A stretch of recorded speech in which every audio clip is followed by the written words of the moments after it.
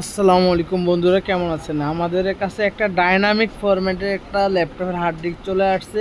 এটা মূলত delete option show করে না, ফরম্যাট অপশন শো করে না, শুধুমাত্র সি ড্রাইভের ক্ষেত্রে হয়। ওই ক্ষেত্রে আমরা শিফট F10 চাপ দিলাম, দেওয়ার পরবর্তীতে লিখলাম ডিস্ক পার্ট।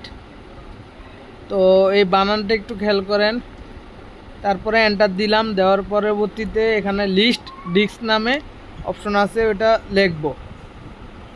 তো আপনাদেরকে দেখাইতেছি যে এই যে অন্যান্য যে ডাইভগুলো শো করে না, ওটাও দেখাইতেছি।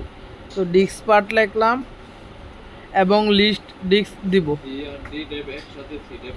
লিস্ট ডিস্ক লিখে স্পেস দিয়ে এন্টার চাপ দিলাম। দেওয়ার পরবর্তীতে আমাদের যেই হার্ড ডিস্কটা, এটা হলো 465, disk number 0, select disk space দিয়ে 0 দিব।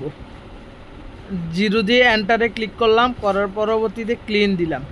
Disk 0 is now the selected disk লেখা আসছে। এখন একটু লোডিং নিবে, নেওয়ার পরবর্তীতে আমাদের ভিতরে কি কি আছে চলে আসছে।